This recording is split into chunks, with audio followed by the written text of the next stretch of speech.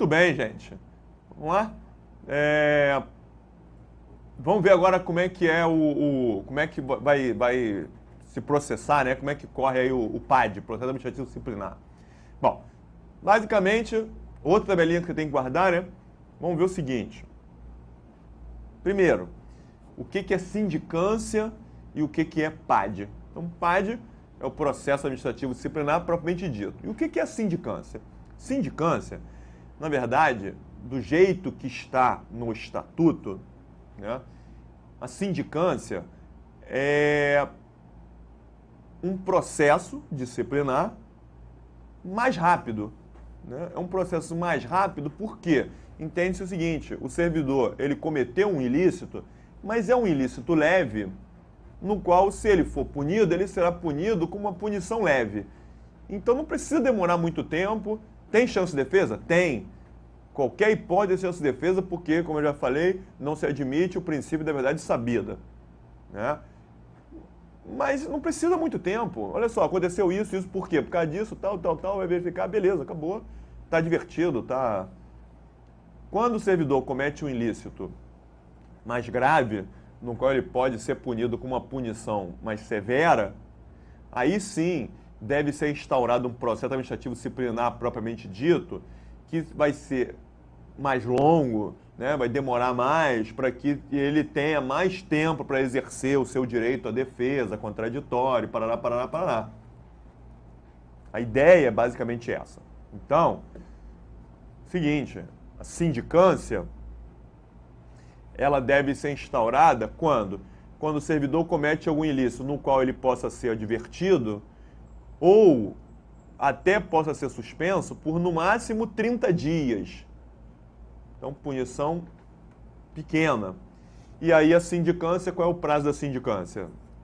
Até 30 dias, prorrogável por até mais 30 dias, ou seja, ele pode chegar até no máximo a 60 dias. Não deve ultrapassar 60 dias. Quando o servidor comete um ilícito, que a gente já verifica de cara que aquilo ali ele pode ser suspenso por um prazo longo, né, mais de 30 dias, pode ser suspenso por 60, 80, até 90 dias, ou até ser demitido, então são coisas graves, suspensão acima de 30 ou demissão, aí sim tem que ser instaurado um PAD, o prazo do PAD já é de até 60 dias, podendo ainda ser prorrogado por até mais 60 dias, ou seja, pode chegar até 120 dias. Certo? Certo. Olha só, pessoal, então, aí eu te pergunto, por que botaram a suspensão até 30 sindicância, acima de 30 é o PAD? Por que não botaram a suspensão toda para sindicância, toda para o PAD? Como é que eu vou guardar isso? É fácil. Por que a suspensão até 30 é sindicância junto com a advertência, que também é sindicância? Porque sindicância é coisa de chefinho. O PAD é coisa de chefe e chefão. Lembra? Demissão, chefão. Suspensão acima de 30, chefe. Advertência e suspensão até 30, chefinho. Então, sindicância é coisa de chefinho. Dentro da repartição, o servidor se ausentou e tal, não sei o quê. Na própria repartição, chega lá e instaura uma sindicância. Ó, você se ausentou? Você ausentou. Por quê? Por causa disso, isso. Meu pai estava passando mal, tá, tudo bem, tá absolvido, tá beleza.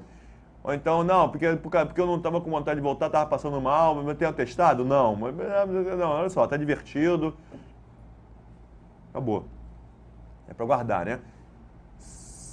Sindicância é coisa de chefinho. Advertência, suspensão até 30.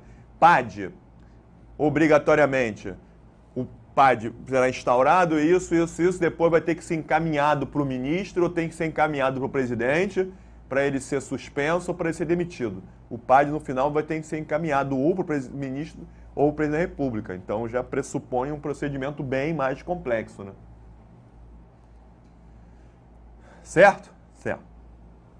E aí, quais são as fases? Basicamente, na sindicância e no PAD, as fases são essas três aqui, ó. instauração, inquérito e julgamento. Então, olha só. Basicamente, a gente na administração, como costuma dizer, né? O servidor fez isso, isso, isso, então vai ter que responder inquérito. Ele vai responder um inquérito, vai responder um inquérito. É comum o pessoal falar isso, né? Tá certo? Não, tá errado falar isso, né? O servidor não vai responder um inquérito.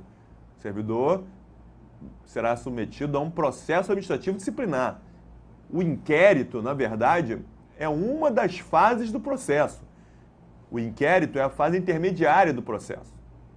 Ele não vai responder a um inquérito, vai responder a um processo administrativo disciplinar. Mas no fundo, até faz sentido a gente falar isso, sabe por quê? Porque o inquérito, nessa fase intermediária, o inquérito administrativo é praticamente o processo todo. Por quê?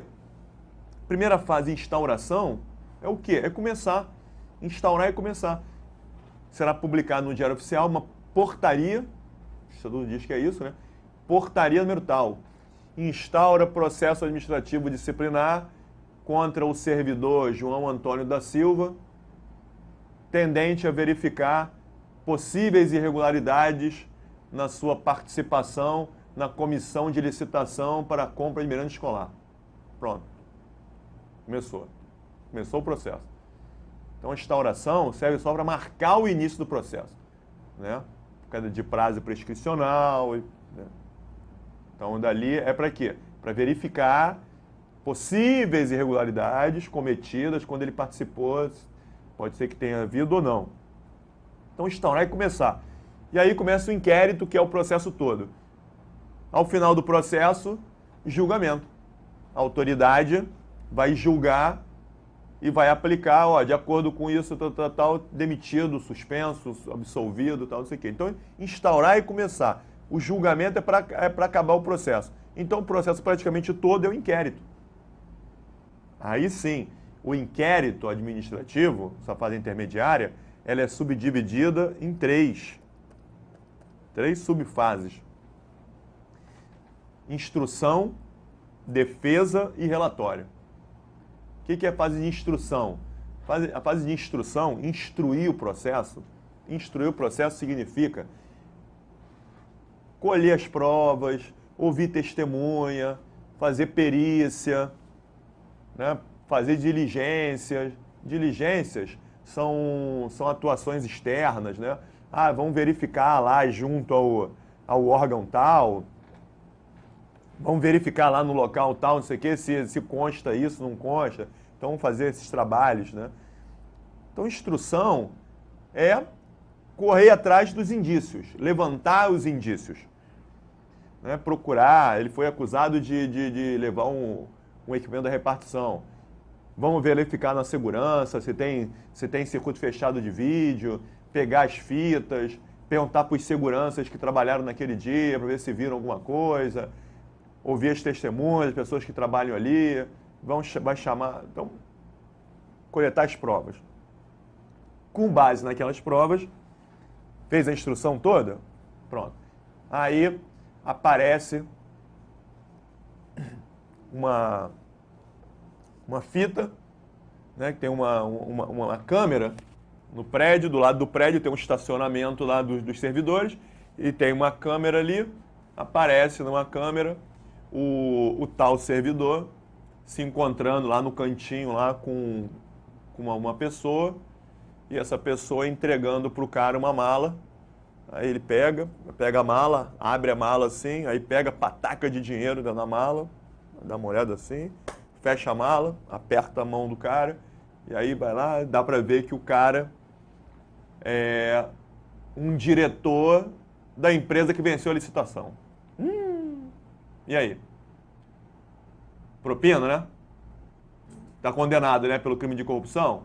Não sei. Mas já existem indícios fortes, né? Então, a partir da instrução, levantou aquelas provas todas, já existem indícios? Sim. Então, a instrução, ela vai acabar com a indiciação do servidor. Existem indícios de corrupção? Então, após a instrução, o servidor será indiciado pelo crime de corrupção, por ter recebido vantagem, por ter feito isso, tal, com base nas provas que constam ali no processo. O servidor foi indiciado por corrupção, apresenta tudo isso para o servidor, estão aqui todos os documentos, e aí dá a ele um prazo para ele elaborar a sua defesa. O servidor tem que se defender daquilo que consta no processo. Ele foi indiciado por corrupção, ele tem que se defender daquilo. Se ele se defende da corrupção e depois alguém, mas além disso, além da corrupção, o servidor ainda faltou 3, 4 dias, deve responder por isso também. Não, peraí, eu não fui indiciado por abandono de cargo. Eu fui indiciado por corrupção. São as duas coisas? Então ele está sendo indiciado por corrupção, parará, está sendo indiciado por aplicação irregular de verbas públicas, por causa disso, isso, está sendo indiciado por abandono de cargo, por isso. Ele tem que se defender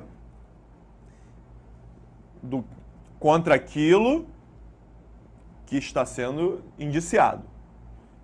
Nada do que não está sendo dito contra ele precisa se defender. Beleza. Será dado a ele um prazo para defesa. Ele vai apresentar a defesa por escrito. Isso, aquela fita que consta lá, não sei o quê, aquela pessoa que está lá recebendo dinheiro. Não sou eu. Parece comigo, mas não sou eu. Ele entra no carro, né, que está vendo a placa do carro. Realmente, a placa do carro é a mesma que a placa do meu carro, mas aquele carro não é meu. Aquela placa está clonada. Nunca recebi dinheiro, nunca vi.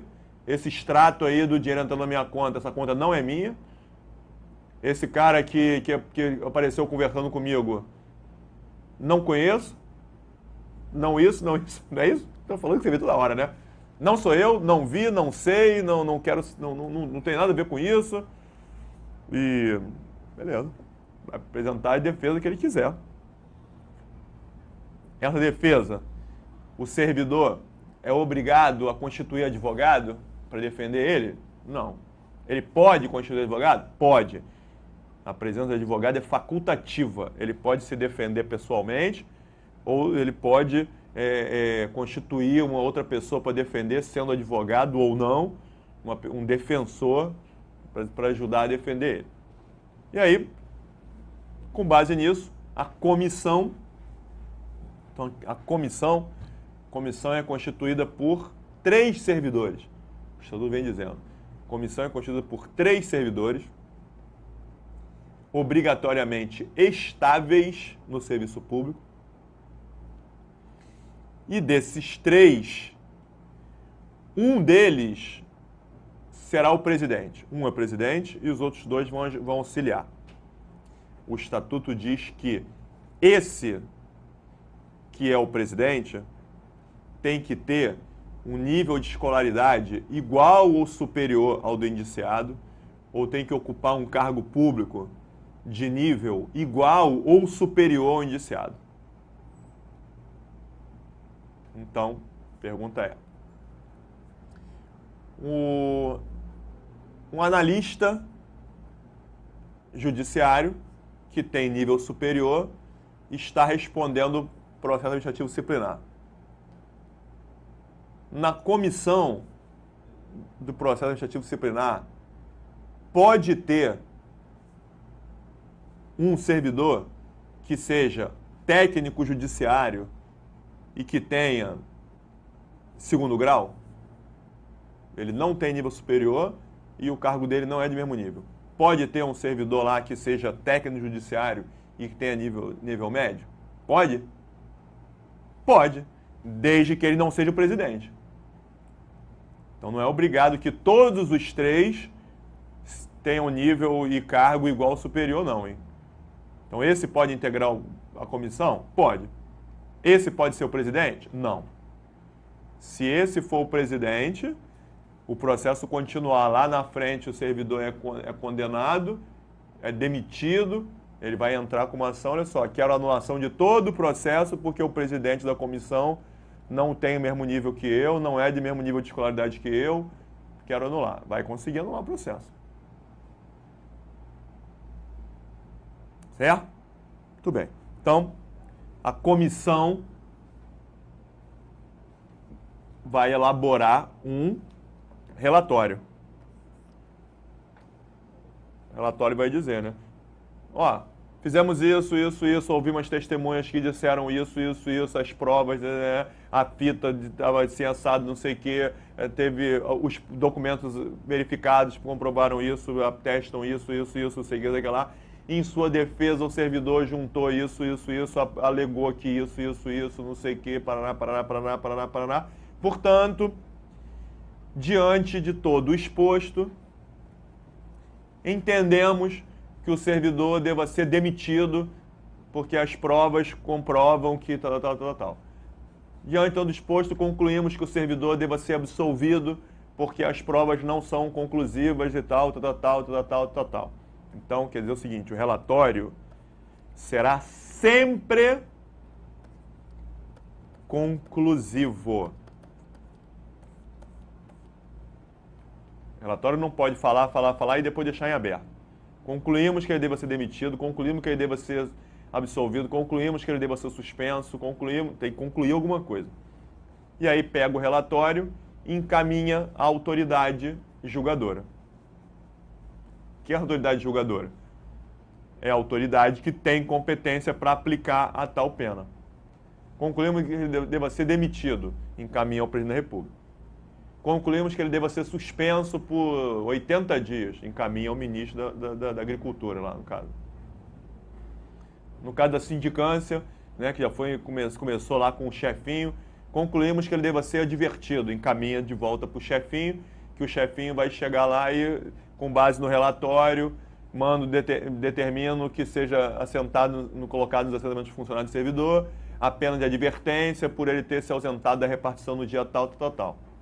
Então, encaminha a autoridade julgadora, que é aquela que tem competência para aplicar a pena que consta no relatório. Certo? Então, a fase de julgamento. Ok? Bom. O prazo do PAD, tomando o PAD como exemplo, o prazo do PAD, 60 prorrogar por mais 60, 120, não é isso? Isso. Esse prazo de 120 dias é o prazo da comissão. É o prazo que a comissão tem para fazer os seus trabalhos. Esse prazo de 120 dias é o prazo do inquérito administrativo.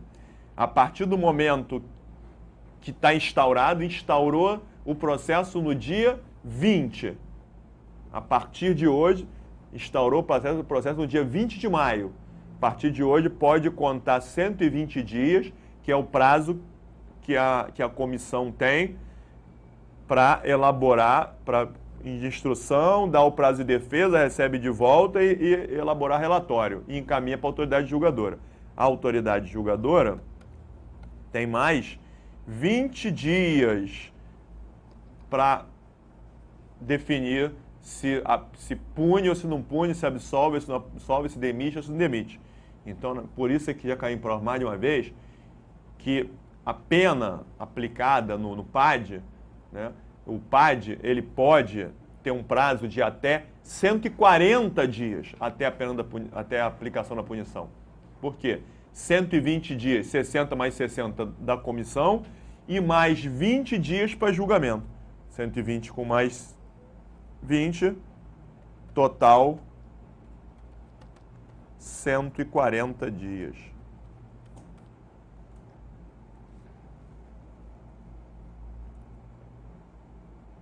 Entendemos isso? Tranquilo.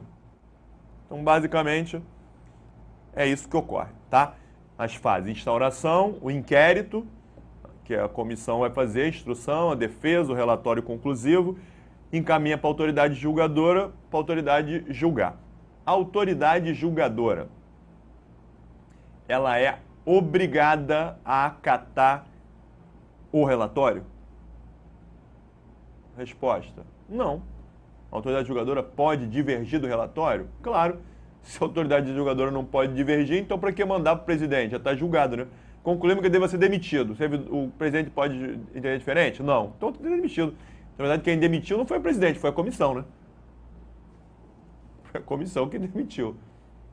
Então, a autoridade julgadora pode divergir? Pode. Excepcionalmente. Em regra, o julgamento, claro, né, que o julgamento deve levar em consideração o relatório, deve se basear no relatório. A autoridade até pode divergir do relatório, desde que faça isso de forma motivada. Se a autoridade não aplicar, não seguir o relatório, tem que motivar por que está divergindo. Então, isso daí teve um caso concreto, né, que aconteceu o seguinte. O servidor respondeu o processo administrativo disciplinar, a comissão elaborou o relatório, concluindo pela pena de suspensão. Concluiu que ele deveria ser suspenso por 60 dias. Encaminhou o relatório. E aí,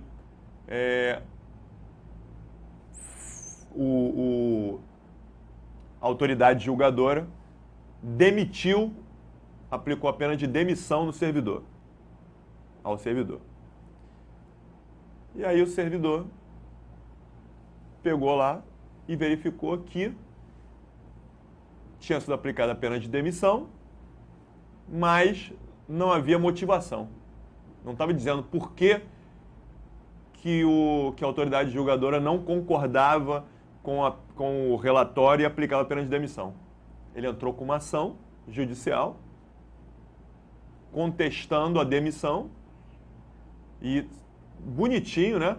Ele não disse na ação que ele não poderia ser demitido. Ele disse que a pena de demissão não tinha sido motivada no processo. Adivinha o que aconteceu? O Supremo Tribunal Federal anulou a pena de demissão. Ele foi demitido, né? Foi demitido, rua. Foi demitido, entrou com a ação. Correu anos e anos e anos. Anos depois, o Supremo Tribunal Federal chegou aí, que não começou no STF, né? Começou aqui, né? Entrou com uma ação, ganhou, perdeu, a União recorreu, perdeu, chegou até o STF. Anos e anos depois, quando chegou lá no STF, o STF chegou e, realmente, a pena de demissão, no processo está lá, processo administrativo disciplinar, não tem nenhuma motivação. A Lei 8.012 determina que, caso não seja acatado o relatório, que a pena deva ser motivada. Uma vez que não foi motivada, a demissão dele está anulada e mandou reintegrar o servidor. Sacaram? É isso aí. Tudo bem? Fechou, né? Então, já vimos direitinho. Bom, fora disso daí, já vimos o que é a sindicância, o que é o PAD, o que é um processo sumário. Processo sumário, como o nome está dizendo, é um processo que é muito mais rápido. O processo sumário é mais rápido do que a sindicância. É um processo administrativo disciplinar em rito sumário. É muito rápido. Por que é muito rápido? Porque o processo sumário só pode ser instaurado em hipóteses nas quais não precisa de muito prazo. As provas estão ali. Ah, quer dizer que não tem direito de defesa? Claro que tem direito de defesa. Mas não precisa de prazo, não tem que fazer perícia, diligência, ouvir testemunha, acariação, nada disso. É só chegar no servidor, aconteceu isso. Por quê? Ah, por causa disso. Ah, tudo bem. Tem fundamento ou não tem fundamento? É rápido o negócio. As provas já estão ali materializadas. É só perguntar para ele por que aconteceu aquilo. O processo sumário só pode ser instaurado em 3 situações. Abandono de cargo. E aí, o que é o abandono de cargo? O Estatuto vem dizendo. Abandono de cargo é quando o servidor falta ao serviço por mais de 30 dias consecutivos. Então, se o servidor faltar por mais de 30 dias, será instaurado o processo sumário para perguntar para ele por que ele faltou. Então, se o servidor falta 30 dias seguidos e no dia seguinte vai trabalhar, faltou do dia 1º ao dia 30. Faltou 30 dias seguidos. No dia 31 ele apareceu para trabalhar. Se ele faltar 30 dias, o que vai acontecer com ele? Responderá por abandono de cargo? Não. Abandono de cargo é se ele faltar mais de 30. Mais de 30 significa no mínimo 31. Se ele faltar 30 dias e for trabalhar no dia seguinte, não vai responder processo nenhum. Gente, faltar 30 dias é direito. Todo servidor tem direito de faltar 30 dias. Qual é o problema? Tem problema faltar 30 dias seguidos? Claro que não. 30 dias pode faltar. Ah, você não vai pegar nada? Não, não vai pegar nada. Só não vai receber, né? Claro. Só não vai receber. Qualquer falta ao serviço é descontado. Se você faltar 2 dias, faltar, né? Ah, eu fui ao médico, tenho atestado médico. Tá, claro, tá abonado, vai ser abonado. Se o cara faltar uma semana, foi viajar, faltou uma semana. O que vai acontecer? Vai responder processo? Não. No contra-cheque vai vir descontado lá 7 dias. Só isso. Você tem que tomar cuidado só com o fato de o seguinte: você está em estágio probatório ainda? Se você está em estágio probatório, esse negócio de faltar aqui, faltar ali, faltar de qualquer maneira, isso daí lá na frente será levado em consideração na tua avaliação, né? Assiduidade, pontualidade, disciplina. Você pode ser até reprovado no estágio probatório. Agora, já é estável. Existe avaliação periódica de desempenho para quem já é estável? Não. Então, se o cara falta ali uma semana, depois falta outra semana, não vai pegar nada para ele, na prática. Não vai receber, será descontado, mas não vai responder processo. Agora, se ele faltar 30 dias e for trabalhar no dia seguinte, não será instaurado processo por abandono de cargo. Só tem que tomar cuidado para não cair na inassiduidade habitual. O que é inassiduidade habitual? É quando o servidor falta 60 dias interpoladamente ao longo de 12 meses. Faltou 30 dias seguidos, foi trabalhar no dia seguinte. Passou. 3 meses depois o cara faltou mais 10 dias. Perdeu 40. Aí passaram mais 2 meses, faltou mais 10 dias. 50. Faltou mais 10 dias, 60. Pum, instaura processo por inassiduidade habitual. Dentro do período de 12 meses. Não é o ano civil, não, hein? Não é faltar 60 dias do dia 1º de janeiro ao dia 31 de dezembro, não. Ao longo de 12 meses. Tem que ver ali, né? Do dia 10 de abril de 2010 ao dia 10 de abril de 2011, nesse período aqui, tem 60 faltas. Pronto. Inassiduidade habitual. Em ambos os casos, instaura processo contra ele por abandono de cargo por inassiduidade habitual. Vem cá, você faltou dias tais. Por quê? Acabou. Precisa fazer perícia? Diligência? Não. Só por quê? Aí ele vai alegar. Ah, faltei porque aconteceu isso, tal, não sei o que lá. Ou então, não faltei. Isso é mentira. Ah, não está assinado aí, não está assim. É digital. Ah, você não botou digital. Botei sim. É o sistema que não pegou meu digital, porque eu vim trabalhar e botei as digitais.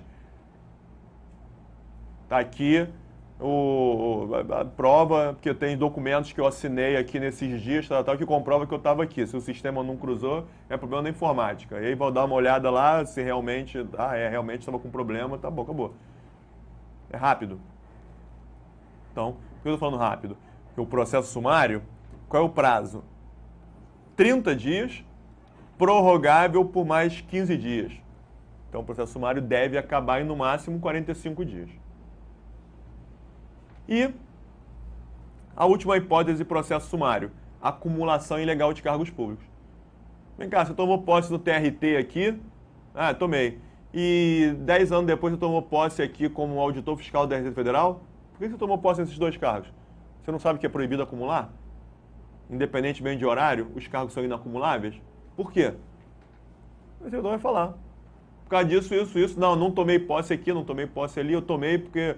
Eu tomei sim posse no cargo de técnico e no cargo de auditor fiscal da Receita Federal porque eu acho que eu tenho direito, porque eu tenho compatibilidade de horário.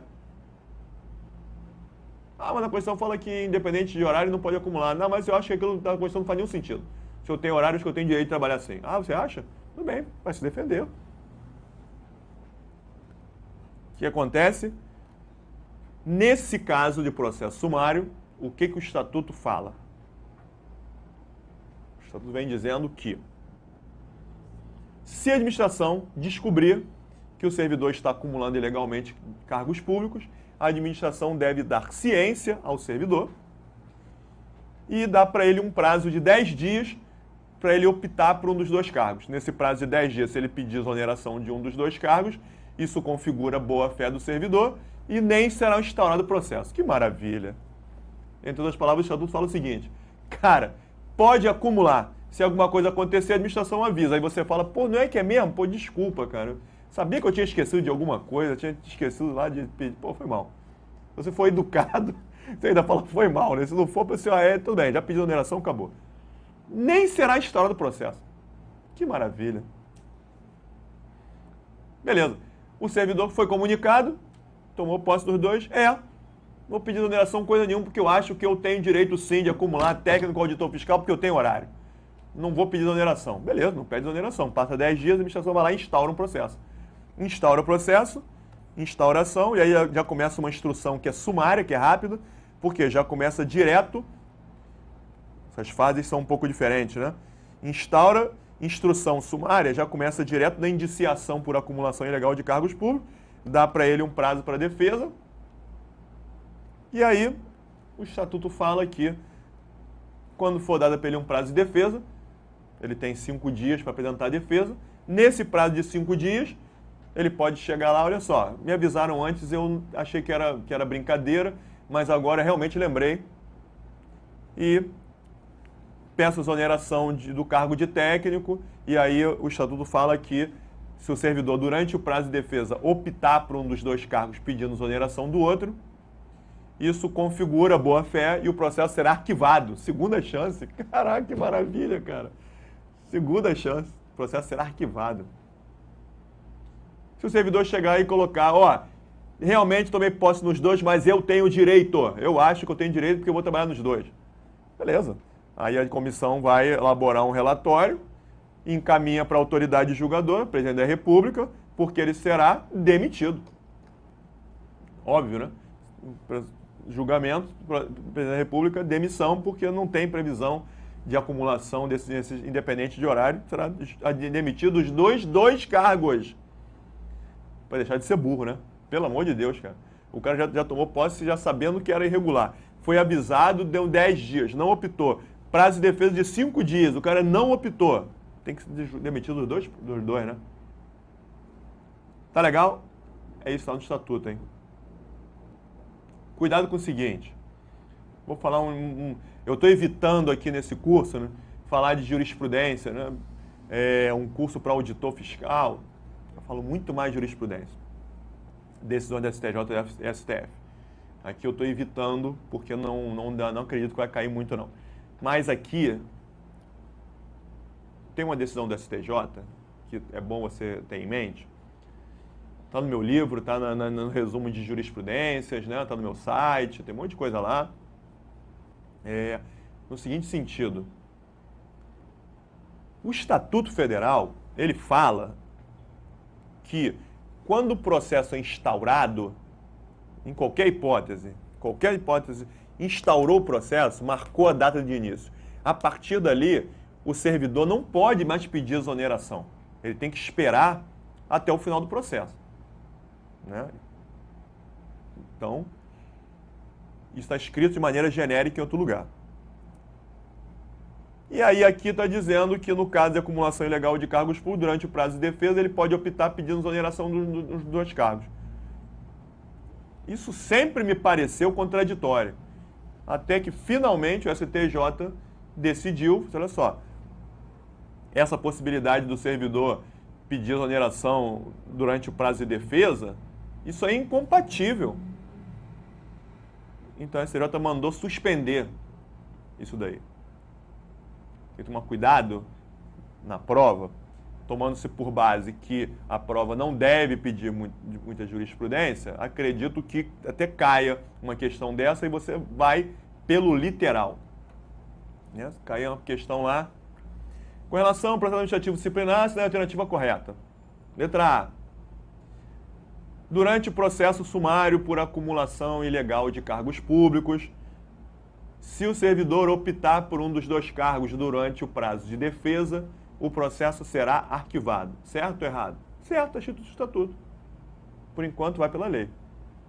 A não ser que caia lá, que eu acho meio difícil, mas, por via das dúvidas, se cair lá, de acordo com decisão atual do Superior Tribunal de Justiça, o servidor não pode optar por um dos dois cargos durante o prazo de defesa no processo sumário por acumulação ilegal de cargos públicos.